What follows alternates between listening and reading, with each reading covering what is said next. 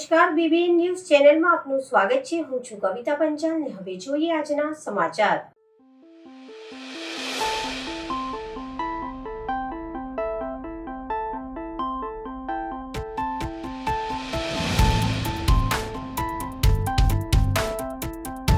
મહારાષ્ટ્ર સરકારના મંત્રી ચંદ્રકાंत પાટીલની પ્રેસ કોન્ફરન્સ। મહારાષ્ટ્રના ઉચ્ચ શિક્ષણ અને ટેક્સટાઇલ મંત્રી ચંદ્રકાंत પાટીલની મોદી શાસનના 9 વર્ષ ઉપલક્ષમાં પ્રેસ કોન્ફરન્સ। ચંદ્રકાंत પાટીલ આજે સમગ્ર દિવસ વડોદરાની મુલાકાતે છે। સાંસદ રંજનબેન ભટ્ટ, શહેર ભાજપ પ્રમુખ ડોક્ટર વિજય શાહ સહિતના મહાનુભાવો પત્રકાર પરિષદમાં ઉપસ્થિત। ચંદ્રકાंत પાટીલ નિવેદન 9 વર્ષની ઉપલબ્ધિમાં લોકો સુધી પહોંચાડવા પ્રવાસની યોજના બનાવી। હું અગાઉ પણ વડોદરા આવી ચૂક્યો છું। 2014માં લોકોની ભાવના નિર્માણ પામી હતી। 2004થી 2014ના શાસનકાળને કારણે કૌભાંડોને કારણે લોકોનો વિશ્વાસ ઉઠી ગયો હતો। મોદીજીએ 9 વર્ષમાં લોકો પ્રતિનિધિઓ માટે લોકોમાં વિશ્વાસ ઊભો કર્યો। લોકોમાંથી નિરાશા અને અવિશ્વાસનું વાતાવરણ દૂર કર્યું। ગુજરાતમાં મોદી સરકારના 15 વર્ષના બેકગ્રાઉન્ડ ને કારણે દેશભરમાં અમારા પ્રત્યે લોકોની આશાઓ હતી। આજની આ પત્રકાર પરિષદમાં ભારતીય જનતા પાર્ટીના રાષ્ટ્રીય નેતૃત્વના માર્ગદર્શન પ્રમાણે માનનીય ચંદ્રકાंत પાટીલજી મહારાષ્ટ્ર સરકારના હાલના કેબિનેટ મંત્રી છે। હાયર એજ્યુકેશન, ટેક્સટાઇલ, સંસદીય બાબતો સંભાળે છે। પૂર્વમાં મહારાષ્ટ્રમાં ભારતીય જનતા પાર્ટીના પ્રમુખ તરીકેનું દાયિત્વ તેમણે સંભાળેલું છે અને 13 વર્ષ અખિલ ભારતીય વિદ્યાર્થી પરિષદમાં વડોદરા, મહારાષ્ટ્ર, વિદર્ભ અને ગોવા એના પ્રચારક તરીકે તેમણે કામગીરી કરેલી છે। અત્યારે પૂનાથી વિધાયક તરીકેની મંત્રી તરીકેની જવાબદારીમાં છે। વડોદરાના આંગણે ઉતાર્યા છે। આપણે સૌ જાણીએ છીએ કે 26મી મે 2014ના રોજ માનનીય પ્રધાનમંત્રી તરીકે નરેન્દ્રભાઈ મોદીજીએ પદભાર સંભાળ્યો અને 26મી મે 2023ના રોજ એને 9 વર્ષ પૂર્ણ થયા છે। 10મા વર્ષમાં આપણે મંગલ પ્રવેશ કર્યો છે। 9 વર્ષના સમયગાળામાં માનનીય મોદી સાહેબના નેતૃત્વમાં ભારતીય જનતા પાર્ટીની સરકાર 9 સાલ બેમિસાલ, 9 ભારતના 9 વર્ષ આવી ટેગલાઇન સાથે આપણે અલગ અલગ પ્રકારના કાર્યક્રમોની શરૂઆત કરી છે। આ પહેલા પણ એક પત્રકાર પરિષદનું આયોજન કરવામાં આવ્યું, જેમાં માનનીય સાંસદશ્રી અને માનનીય મેયરશ્રી દ્વારા 30મી થી 30 જૂનના કાર્યક્રમો વિશે વાત પણ કરવામાં આવી। ભારતીય જનતા પાર્ટીના ગુજરાતના મુખ્યમંત્રી તરીકે જ્યારે અમને કામગીરી શરૂ કરી ત્યારથી લઈને 2023 સુધી કોઈ એક પણ વખત સમગ્ર મંત્રીમંડળ પર ભ્રષ્ટાચારનો એક પણ આરોપ ન આવ્યો હોય એવી આ એકમાત્ર સરકાર છે। આ સરકાર કે જેણે સમાજના દરેકે દરેક વર્ગને પોતાની સાથે જોડવા માટે અલગ અલગ પ્રકારની યોજનાઓના માધ્યમથી પ્રયત્ન કર્યો છે। આ સરકાર કે જેણે વચેટીઓના રાજને સદંતર ખતમ કરી નાખ્યો છે। આ સરકાર કે જેણે બેનિફિશિયરીને સીધો જ લાભ એના એકાઉન્ટમાં મળે એવો પ્રયત્ન કર્યો છે। આ સરકાર કે જેને કારણે આજે ભારતીય નાગરિક એના પાસપોર્ટનું મહત્વ વધ્યું છે। આ સરકાર કે જેણે ખરાબમાં ખરાબ સમય વિશ્વમાં ચાલતો એવા કોરોનાના સમયગાળામાં પણ દેશવાસીઓને મફત વેક્સિનેશન આપવાનો કાર્યક્રમ કર્યો છે। અને આ સરકાર કે જેણે સંરક્ષણના ક્ષેત્રમાં બહુ જ મોટી હરણફાળ કરી છે। ત્યારે 9 વર્ષની આપણી કેન્દ્રની સરકારના સંદર્ભમાં વિચારો મૂકવા માટે આજે મહારાષ્ટ્રથી ખાસ પાટીલ સાહેબ પધાર્યા છે। ત્યારે ગુજરાત રાજ્યનું સાંસ્કૃતિક પાટનગર છે। મહારાષ્ટ્રના પૂના અને ગુજરાતના વડોદરા વચ્ચેની જો કોઈ સામ્યતા હોય તો પૂનામાં જેટલી સંખ્યામાં ગુજરાતીઓ રહે છે પર્સન્ટેજમાં, એટલી સંખ્યામાં વડોદરામાં મરાઠી લોકો વસવાટ કરે છે। એવા શહેરમાં આપનું સાહેબ સ્વાગત છે અને હું અમારા માનનીય સાંસદ श्रीमती रंजनबेन भट्टने विनंती करूं છું કે 9 વર્ષની ઉપલબ્ધિના સંદર્ભમાં પ્રેસ અને મીડિયામાંથી જે મિત્રો આવ્યા છે એમને માર્ગદર્શન આપે માન્ય શ્રીમતી રંજનબેન ભટ્ટ। मित्रों, यशस्वी प्रधानमंत्री आदरणीय नरेंद्र भाई मोदी जी द्वारा सुशासन 9 वर्ष पूर्ण थया। आपणे पहली तारीखे मळ्या था અને આપ સૌએ પ્રધાનમંત્રી શ્રીના સુશાસનના 9 વર્ષની જે કંઈ ઉપલબ્ધિઓ છે આપના દ્વારા અહીંયાથી મૂકવામાં આવી અને આપે પ્રજાજનો વચ્ચે પણ એ મૂકી। આખા 1 મહિનાનો પ્રવાસ ચાલી ગયો છે અને સરકારની ઉપલબ્ધિઓ જુદા જુદા તબક્કામાં લાભાર્થીઓને મળવાનું, શ્રેષ્ઠીઓને મળવાનું આ કાર્યક્રમના ભાગ હેઠળ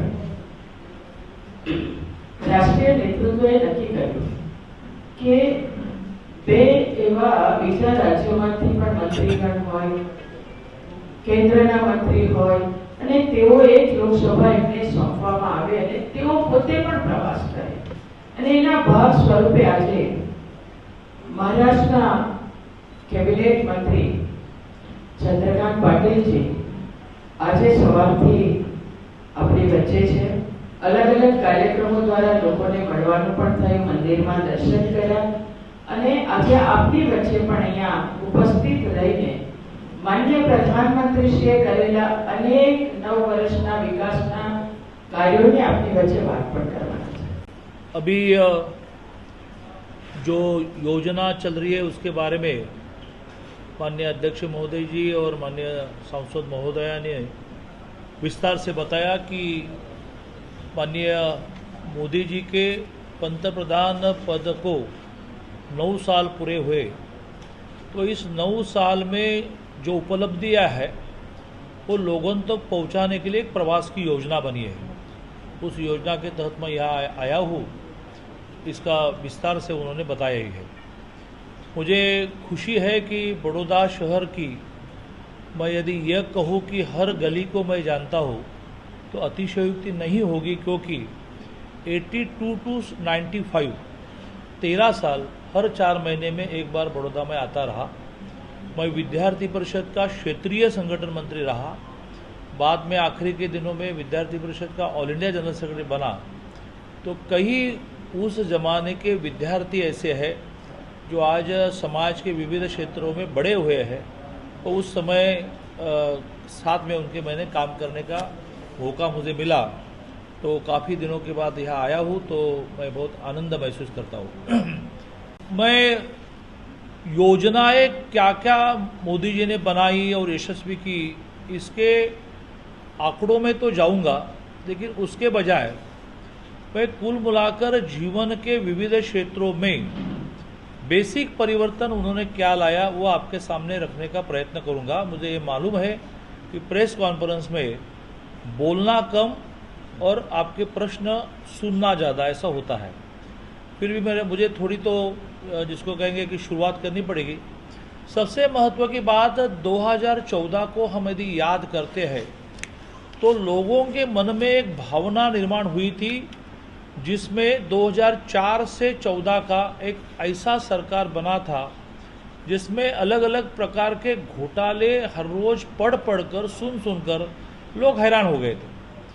लोगों का लोकशाही डेमोक्रेसी पर से विश्वास उड़ गया था और वोटिंग परसेंटेज ऐसे ऐसे हर चुनाव में 2014 में पंतप्रधान होने के बाद 9 साल के उपलब्धि में यह उपलब्धि है कि उन्होंने सर्वसामान्य व्यक्ति के मन में लोकशाही के बारे में आस्था निर्माण की, लोक प्रतिनिधि के बारे में विश्वास निर्माण किया कि लोक प्रतिनिधि यानी भ्रष्टाचारी, वो पैसा ही खाएगा। वो स्वयं इस देश के पंतप्रधान भी मान रहे थे कि जब हम 1 रुपया नीचे छोड़ते हैं तो 84 पैसा बीच में गायब होता है। तो ऐसी स्थिति में लोगों की मन की निराशा निकालने में मोदी जी यशस्वी हुए। ये बहुत लोकशाही समृद्ध करने के लिए बड़ी बात है।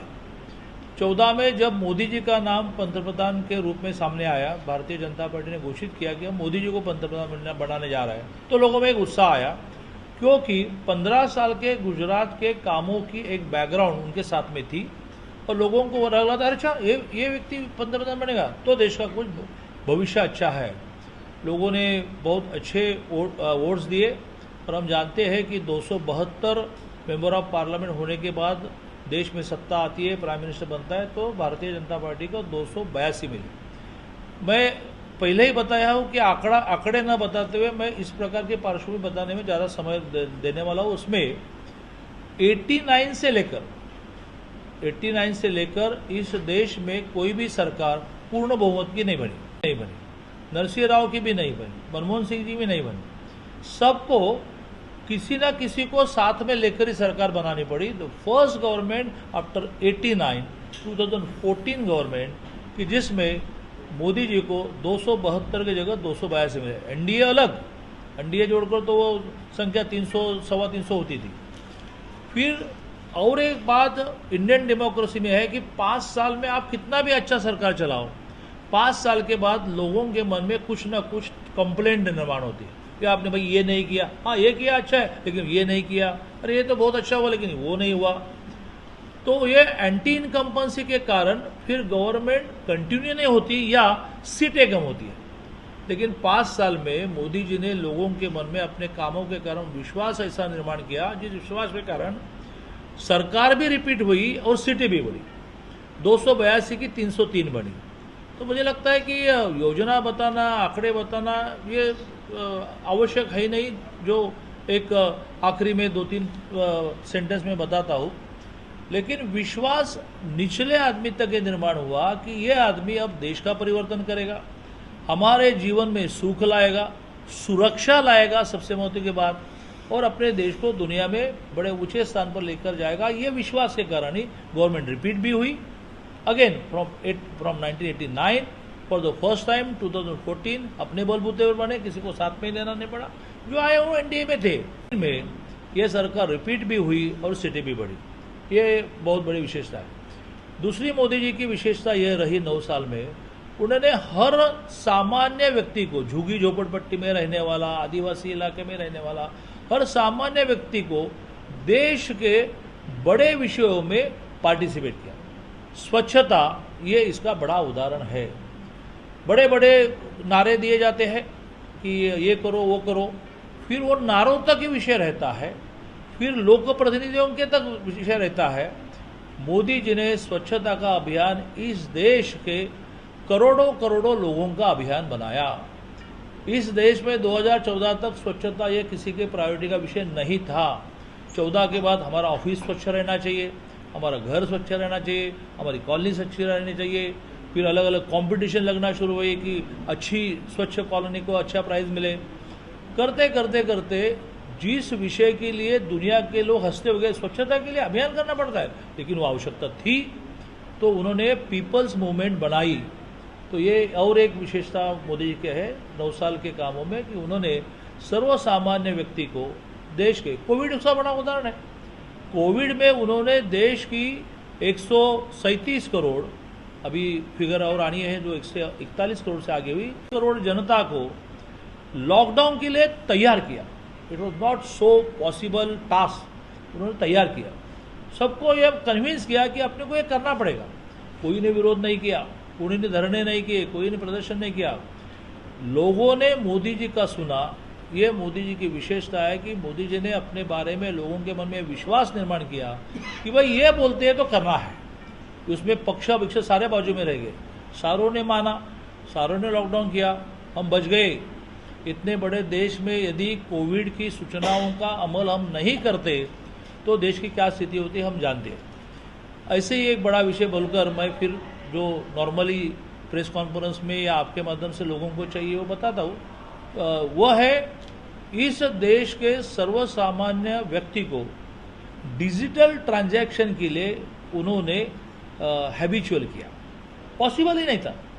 आज किसी छोटे गांव में फ्रूट बेचने वाले, फल बेचने वाली महिला भी डिजिटल ट्रांजैक्शन करने लगी। उसको ध्यान में आता है कि वो बताते हैं कि भाई क्यों पैसा किसी में लेकर घूमते हो।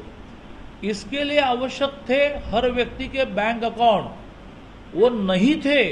ये ध्यान में आया जब नए 48 करोड़, अब मैं फिगर शुरू करता हूँ, 48 करोड़ लोगों के जनधन खाते खुल गए, उनके बैंक में अकाउंट नहीं थे। जब बैंक में अकाउंट ही नहीं है तो बैंक में सब्सिडी ट्रांसफर कैसे करेंगे? नहीं है तो व्यापारी बैंक के माध्यम से ट्रांजेक्शन कैसे करेंगे? 48 करोड़ 27 लाख ये अब तक जनधन के खाते खुले। जिस जनधन के खाते पर जीरो बैलेंस, यह कंडीशन है, जीरो बैलेंस है, बैलेंस नहीं रखा तो भी चलेगा, इससे सामान्य व्यक्ति अपना अकाउंट ओपन कर पाया। और शुरू हुआ, हर सब्सिडी को हम डीबीटी करेंगे, अकाउंट में डालेंगे। 9 साल में 25 लाख करोड़, 25 लाख करोड़ इतनी अमाउंट लोगों के अकाउंट पर अलग अलग प्रकार के योजना के तहत गई। योजना में बताना है जिसकी अमाउंट गई, तो कोई महिला गर्भवती होती है तो मातृवंदना नाम से उसके अकाउंट पर 6,000 रुपये जाना। हर विषय में लॉजिक कि ये हमारी गरीब बहन जब गर्भवती होती है तो आखिरी के दिन तक उसको काम करना पड़ता है, क्योंकि वो काम नहीं करेगी तो घर नहीं चलेगा। तो उसको एक 6,000 रुपये दिए जाए ताकि 2-3 महीने वो थोड़ा आराम करे, कुछ अच्छी दवाई ले, कुछ कच्चा खाना खाए। तो ये 6,000 रुपये पहले कैसे देते थे? तो वो कैश से देते थे। बार बार उस सरकारी ऑफिस का अधिकारी उसको चक्कर लगाना पड़ता था, फिर उसमें से वो 100 रुपया 200 रुपया निकालता था। अभी निकालने का विषय नहीं, 6,000 रुपये के लिए आप एलिजिबल है, आपके अकाउंट में सीधा जाएगा। तो ऐसे मातृवंदना जैसे काफ़ी, जैसे बहुत लंबी नियमों की यादी रहती है। फिर वो महाराष्ट्र में आकर, महाराष्ट्र में उनका कानून बन रहा है, बाकायदा कानून बन रहा है, हर यूनिवर्सिटी का अलग से कानून। उस कानून में उनको चौकट दी जाती है, इस चौकट के बाहर जाना नहीं। तो उनके पैसे लगाकर वो यदि बनाते, जैसे चौकट क्या लगाते हैं, फीस को मॉनिटर हम करेंगे, आप नहीं तय करेंगे। फिर महाराष्ट्र गवर्नमेंट एक दूसरे से इस प्रकार के शिक्षा में बहुत अग्रणीय है। तो लगभग 70% से ज़्यादा विद्यार्थियों की फुल या हाफ फीस हम लोग भरते हैं। तो वो प्राइवेट वालों में ज़्यादा फी लगा नहीं सकते, उसके लिए एक अलग से रिटायर्ड जज की कमेटी होती है, लगाई भी तो गवर्नमेंट कॉम्पेंसेट करती है। વડોદરા વિધાનસભાની સંયુક્ત ટિફિન બેઠક ધારાસભ્ય ચૈતન્ય દેસાઈની ઉપસ્થિતિમાં યોજાઈ। વડોદરા શહેરમાં ગોત્રી વિસ્તારમાં આવેલા નીલંબર સર્કલ પાસે આવેલ ગોકુલ પાર્ટી પ્લોટ ખાતે અકોટા વિધાનસભામાં આવેલા વોર્ડ નંબર 10, 11, 12, 13ની સંયુક્ત ટિફિન બેઠક રાખવામાં આવી હતી। આ બેઠકમાં શહેરના હોદ્દેદારો, પદાધિકારીઓ, ચૂંટાયેલા જનપ્રતિનિધિઓ, કાઉન્સિલરો, વોર્ડ પ્રમુખ સહિત કાર્યકર્તાઓ ઉપસ્થિત રહ્યા હતા। દેશના યશસ્વી વડાપ્રધાન માન્ય શ્રી નરેન્દ્રભાઈ મોદીજીના નેતૃત્વમાં કાર્યરત કેન્દ્ર સરકારને સફળતાપૂર્વક 9 વર્ષ પૂર્ણ થવાના ઉપલક્ષમાં જનસંપર્ક અભિયાન અંતર્ગત વડોદરા શહેરના ગોત્રી વિસ્તારમાં આવેલા નીલંબર સર્કલ પાસે ગોકુલ પાર્ટી પ્લોટ ખાતે અકોટા વિધાનસભાના તમામ વોર્ડની સંયુક્ત ટિફિન બેઠક રાખવામાં આવી હતી, જેમાં અકોટા વિધાનસભાના ધારાસભ્ય ચૈતન્ય દેસાઈ તથા દંડક ચિરાગ બારોટ તથા વોર્ડ પ્રમુખ શ્રી જયેશ પરમાર, વસંત પટેલ, નલિન પોથીવાલા, મહેન્દ્રસિંહ રાઠોડ સહિત શહેર સંગઠનના હોદ્દેદાર તથા કાઉન્સિલર તથા પદાધિકારી ઉપસ્થિતિમાં ટિફિન બેઠક યોજવામાં આવી હતી, જેમાં મોટી સંખ્યામાં કાર્યકર્તાઓએ હાજરી આપી હતી, જેમાં ટિફિન બેઠક કરી ચર્ચા વિચારણા કરવામાં આવી હતી અને આગામી સમયમાં જાહેર સભાનો કાર્યક્રમ યોજવામાં આવશે અને સાથે અગ્રણી લોકોની મુલાકાતો પણ લેવામાં આવશે। ધારાસભ્ય યોગેશ પટેલે મ્યુનિસિપલ કમિશનર દિલીપ રાણાને જાહેરમાં તતડાવ્યા, કહ્યું કોન્ટ્રાક્ટરોને છાવરવાનું હવે બંધ કરો। અટલ બ્રિજના કટકીબાજને કોન્ટ્રાક્ટર સામે કડક પગલાં ભરવા ધારાસભ્યએ ઉગ્ર રજૂઆત કરી। વડોદરા શહેરમાં પ્રચંડ વાવાઝોડા સાથે ભારે વરસાદ ખાબકતા રાજ્યના સૌથી લાંબા અને શરૂઆતથી વિવાદમાં રહેલ અટલ બ્રિજની સેફટી વોલ જાણે પોતે જ અનસેફ હોય તેમ ધરાશય થઈને રસ્તા પર ધ્રસ્ત થઈ ગઈ હતી। જોકે અટલ બ્રિજમાં હલકી ગુણવત્તાનું મટીરિયલ વપરાયું હોવાના પહેલાં પણ આક્ષેપો થયા હતા અને બ્રિજની દિવાલોમાં તિરાડો પણ નજરે પડી હતી। રાજ્યના તમામ બ્રિજોને લઈને રાજ્ય સરકાર ચિંતિત છે, તેવામાં વડોદરા શહેરના અટલ બ્રિજના કટકીબાજ કોન્ટ્રાક્ટરો સામે કડક પગલાં ભરવા ધારાસભ્યએ ઉગ્ર રજૂઆત કરી હતી। આજે મળેલી સંકલનની બેઠકમાં પૂર્વ મંત્રી અને હાલના ધારાસભ્ય યોગેશભાઈ પટેલ, વડોદરા પાલિકાના મ્યુનિસિપલ કમિશનર દિલીપ રાણાનો ઉધડો લઈ લીધો હતો। ધારાસભ્ય યોગેશ પટેલે શહેરના તમામ ધારાસભ્યો તેમજ જવાબદાર અધિકારીઓની હાજરીમાં જ મ્યુનિસિપલ કમિશનર દિલીપ રાણાને કોન્ટ્રાક્ટરને છાવરવાના બદલે ખખડાવ્યા હતા. યોગેશ પટેલનો આક્રમક મિજાજ જોઈ ત્યાં હાજર તમામ લોકો એક ક્ષણ સ્તબ્ધ થઈ ગયા હતા. પૂર્વ મંત્રી અને હાલના માંજલપુર વિધાનસભા બેઠકના સિનિયર ધારાસભ્ય યોગેશ પટેલે મીડિયા સાથેની વાતચીતમાં જણાવ્યું હતું કે રાજ્યનો સૌથી લાંબો અટલ બ્રિજ શરૂઆતથી જ વિવાદમાં છે. થોડા દિવસે સમાચારની સુર્ખીઓમાં રહેતા આ બ્રિજના નિર્માણ કાર્ય સામે સવાલો ઉઠી રહ્યા છે. ગતરોજ સામાન્ય વરસાદમાં જ બ્રિજને મોટું નુકસાન પહોંચ્યું છે. તેવામાં સ્થળ મુલાકાતે ગયેલા કમિશનરે કોન્ટ્રાક્ટર સામે કાર્યવાહી કરવાના બદલે તેનો બચાવ કર્યો હતો તે ગંભીર બાબત છે. આજે જો બ્રિજની આ દુર્દશા થતી હોય તો આગામી સમયમાં બ્રિજે હજી ચોમાસું જોવાનું છે. તો સામાન્ય વરસાદી ઝાપટામાં બ્રિજની સેફ્ટી વોલ તૂટી જતી હોય તો ચોમાસામાં શું સ્થિતિ થશે તેનો અંદાજો લગાવી શકાય છે. હજી પણ સમય છે કે પાલિકાએ તાત્કાલિક ધોરણે રંજીત બિલ્ડકોમ કંપનીના તમામ બિલ તેમજ પેમેન્ટ અટકાવી ડિપોઝિટ સ્થગિત કરી દેવી જોઈએ. ભરતી માટે તો તત્કાલીન મુખ્યમંત્રી રૂપાણીજીએ બી આપણને કીધેલું, એનું મહેકમ બી છે. પરંતુ અત્યાર સુધીના જે 3 કમિશનર આવ્યા એના પર એને ધ્યાન જ ના આપ્યું. પણ આ કમિશનરે મને પ્રોમિસ આપી છે કે 3 મહિનામાં આ ભરતી કરીશું. ભરતી થશે તો જ લોકોના પ્રશ્નોનો ઉકેલ થશે. એટલે આ જલ્દીથી ભરતી થાય એ માટે મેં આજે માગણી કરી.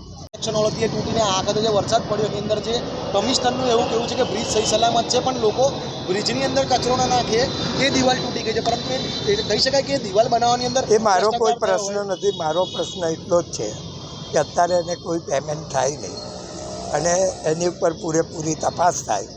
બ્રિજને ચોમાસામાં શું મુસીબતો ઊભી થાય છે આ બધું તો જોવું જ પડશે. ખાસ કરીને જે સેવા સદનના પ્રશ્નો છે, ધારાસભ્ય અને સાંસદની આજે સંકલન હતી, એમાં જે મારા ખાસ મુદ્દા છે કે વડોદરા શહેરની જે સેવા સદન છે એમાં લગભગ 750 જેટલી જગ્યાઓ ખાલી છે અધિકારીઓની. જ્યારે હું મંત્રી હતો ત્યારે પણ એ મહેકમ આપણે લાયેલા છે, પરંતુ છેલ્લા ઘણા વખતથી આ ભરતી થતી નથી. એટલે કમિશનરશ્રીને મેં ખાસ આ રજૂઆત કરી છે કે અમે કાયમ રજૂઆત કરીશું પણ કામ પૂરા થવાના જ નથી, કારણ કે તમારી ઓફિસોમાં અધિકારીઓની જ ખોટ છે. તો અમે કોની સાથે ચર્ચા કરીએ વારંવાર? આ 750ની જો તમે ભરતી કરશો તો જ એનો નિકાલ થશે. કમિશનરે મને આજે જણાવ્યું છે કે આ 750ની જે ખાલી જગ્યાઓ છે એ અમે 3 મહિનામાં ભરતી કરી દઈશું કે જેથી લોકોના જે પ્રશ્નો છે, વારંવાર પાણીના પ્રશ્નો હોય, ગટરના પ્રશ્નો હોય, એ ઉકલી જશે. ખાસ કરીને બરોડા શહેરમાં 5 વિધાનસભામાં જે ગેસના કનેક્શન માટે જે લાભાર્થીઓએ, જે લોકોએ ગેસ કનેક્શન માટે ડિપોઝિટો ભરી છે, આ પ્રશ્ન પરામર્શ સમિતિ અમારી હતી ગયા અઠવાડિયે, એમાં બી મેં રજૂઆત કરેલી અને આજે બી રજૂઆત કરી છે કે તમારી પાસે માલ સામાન પૂરતો છે, પાઇપો છે, એના કનેક્શનો છે, બધું જ છે, પણ તમે નથી કરતા. એનાથી લોકોને વિટામણા ઊભી થાય છે. એટલે જલ્દીથી આ કાર્ય પૂરું થાય.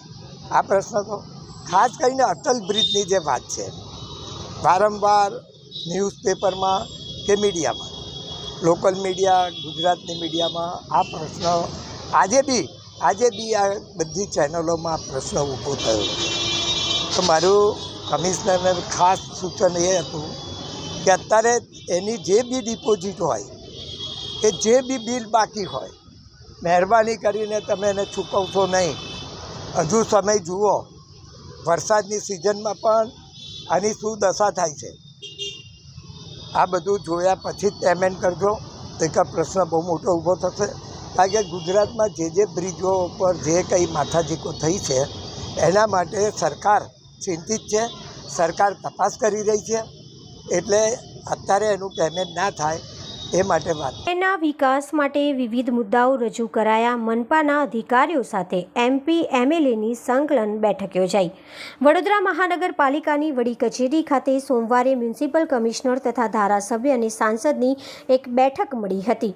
જેમાં તમામ ધારાસભ્યોએ શહેરના વિકાસમાં અને ખાસ કરીને પોતાના મત વિસ્તારમાં આવતા વિસ્તારને કેવી રીતે સુંદર બનાવી શકાય તે માટે ચર્ચા વિચારણા કરી હતી, જેમાં ખાસ કરીને દબાણો દૂર કરવા, પાણીના મુદ્દા તેમજ શહેરના વિકાસના મુદ્દા ઉપર ચર્ચા કરવામાં આવી। વિધાનસભાના મુખ્ય દંડક બાલકૃષ્ણ શુક્લે જે રજૂઆતો કરી હતી તે મુજબ વિહાર સિનેમાથી ગાજરાવાડી ટાંકીવાળો રોડ 18 મીટરનો ખુલ્લો કરવો, કમાટીબાગમાં સિમેન્ટ કોન્ક્રીટનું કામકાજ બંધ કરવું, સમા ઉર્મી સ્કૂલનો બ્રિજ ઉતરીને અમિતનગર જતા રસ્તે કેન્દ્રીય વિદ્યાલયનું કમ્પાઉન્ડ વોલ જે બ્રિજ ઉતર્યા બાદ અવરોધરૂપ છે તેના લીધે ત્યાં ઘણા અકસ્માતો થતા હોય છે, તેને પ્રાથમિકતાના ધોરણે ચર્ચા કરીને ઉકેલ લાવવાની જરૂર છે। નર્મદા કેનાલ રોડ ઉપર સુશોભન વનીકરણ માટે નર્મદા નિગમની પરવાનગી લીધા વિના કામ થઈ ના શકે માટે રાજ્ય સરકારના પરવાનગી માટે વડોદરા મહાનગરપાલિકા દ્વારા પત્ર લખાય અને તેનું નિરાકરણ જલ્દી થાય તે માટે મુખ્ય દંડક ગુજરાત સરકાર પ્રત્યે કરશે તેવી રજૂઆત કરવામાં આવી। જન્મ મરણ શાખાની કચેરી જે સરદાર માર્કેટ પ્રથમ માળ પર છે તેના સ્થાને બીજી કોઈ જગ્યા પર ગ્રાઉન્ડ ફ્લોર પર કરવામાં આવે તો શહેરના સિનિયર સિટીઝન અને વિકલાંગોને ઉપર જવાની જે તકલીફ પડે છે તે દૂર થાય તેવી પણ ચર્ચા કરવામાં આવી હતી। આજે બરોડા મ્યુનિસિપલ કોર્પોરેશનની માન્ય સાંસદશ્રી અને માન્ય ધારાસભ્યશ્રી સાથેની સંકલનની બેઠક હતી, જેમાં ઘણા બધા મુદ્દાઓ પર ચર્ચા થઈ, જેમાં ખાસ કરીને પ્રી મોન્સૂન પ્લાનિંગ, ત્યારબાદ દબાણ દૂર કરવાની, ટીપી રોડના રસ્તા ખોલવાની, પાણીના અમુક કોન્ટામિનેશનના ઇસ્યુઝ, રોડ પરના ટેમ્પરરી દબાણો, એ બધા મુદ્દાઓ પર ચર્ચા થઈ છે। ભરતીના મુદ્દે પણ એમણે કીધેલું હતું અને અમારું ભરતીનું કેલેન્ડર તૈયાર છે। આગામી સમયમાં લગભગ 550 જેટલા જુનિયર ક્લર્ક, લગભગ 40થી વધારે જેટલા એન્જિનિયર્સ અને બીજા બધા થઈને લગભગ 600થી 700 લોકોની ભરતી આગામી 4-5 મહિનામાં થનાર છે, એની પણ ચર્ચા વિચારણા થઈ છે અને એમને ધ્યાને મૂક્યું છે। પ્રાઇવેટ એજન્સી હાયર કરવાની પણ વાત કરી, ભરતીની વહેલી પ્રક્રિયા થાય અને ક્યાં અટકેલું છે ભરતી પ્રક્રિયામાં જે જુનિયર ક્લર્ક લેવાની વાત હતી એમાં જે એક્ઝામ કઈ રીતે કન્ડક્ટ કરવી એનો એક ઠરાવ જનરલ એસેમ્બલીમાં હતો, એ કાલે લગભગ થશે, એટલે એક એ બાબત છે અને પછી અમે સમગ્ર રીતે એને સરકારમાં ભરતી એજન્સીને મોકલીશું। એ જ રીતે અમુક લોકોના જે ઇન્ટરવ્યૂ લેવાના બાકી છે નેક્સ્ટ 10-15 ડેઝમાં થવાના છે। એન્જિનિયર્સની ભરતી બાબતે અમે જે ભરતી એજન્સી જે અમે નક્કી કરી છે એને એમને અમે મોકલવાના છીએ, એટલે એ પણ 2-3 મહિનામાં કાર્યરત થશે, એટલે સમગ્ર રીતે 3-4 મહિનામાં મોટાભાગની ભરતીઓ થશે। એટલે જ મેં સ્પષ્ટતા સાથે આપને કીધું કે એમાં એ ટેન્ડરનો પાર્ટ જ નથી, એ વોલ એ એમને અમારા કહેવાથી બનાવી આપી છે કે એમાં કચરો ના જાય, બ્યુટી સચવાય અને બીજું કંઈ અનનેસેસરી કોઈ એન્ક્રોચ ના થાય એના માટેની વોલ છે। ચોમાસું છે કે ચોમાસાના અંદર આવું કંઈક થાય છે કે કંઈક જોવા પછી એની રિપોર્ટને મીડિયાના એ જોવામાં આવશે, પણ ગઈકાલના જે ખાસ કરીને જે રિટેનિંગ વોલનો પ્રશ્ન છે એમાં મેં તમને અગાઉ કહી જ દીધું છે કે એમાં એ ટેન્ડરનો પાર્ટ નથી અને નિયમ પ્રમાણે જે ડિપોઝિટ આપવાની હોય અને નિયમ પ્રમાણે રિટેન કરવાની હોય અમે કરશું। પ્રી મોન્સૂન અને પાણીને લઈને તો કેટલા ધારાસભ્યો રજૂઆત કરવામાં આવી છે, હાલ શું કામગીરી થઈ રહી છે અને આગળ શું કરવામાં આવશે? પ્રી મોન્સૂનમાં અમારી લગભગ કામગીરી પતવા પર છે, જેમાં કેચપીટ સાફ કરવાની, મેનહોલ સાફ કરવાની, કાચ સાફ કરવાની, એ બધી રૂટીન પ્રક્રિયાઓ અમારી થઈ ગઈ છે। જે પૂર્વ વિસ્તારમાં જે કાચનું ડીપનિંગ અને ક્લિનિંગ ચાલે છે એ વુડા અને કોર્પોરેશન સંયુક્ત રીતે કરી રહ્યું છે। ટીંબી તળાવ ઊંડું કરવાનું ચાલે છે, એનાથી પાણી રિટેન થાય અને ડાયવર્ટ થાય, ઓછું પાણી બરોડામાં આવે। પશ્ચિમ વિસ્તારમાં પણ ઉંડેરા અને એ બધાની જે ઉંડેરા તળાવ અને ત્યાંથી થઈને કાંસ થઈ અને મિની રિવર સુધી જાય એ પ્રકારનું પ્લાનિંગ પણ ચાલી રહ્યું છે, એટલે એ પણ ટૂંક સમયમાં પૂરું થઈ જશે। માન્ય ધારાસભ્યશ્રીએ એવી રજૂઆત કરી છે કે જે એક અમુક વિસ્તારમાં કંઈક સ્લોટર હાઉસ છે ને એના કારણે પાણી છે, તો અમે એના હાઇજીનના મુદ્દા ચેક કરી લઈશું। તો આ હતા આજના સમાચાર। આવતીકાલે ફરી મળીશું આ ચેનલ પર આ સમય। ત્યાં સુધી સમગ્ર BBN ન્યૂઝ ચેનલની ટીમને રજા આપશો। નમસ્કાર।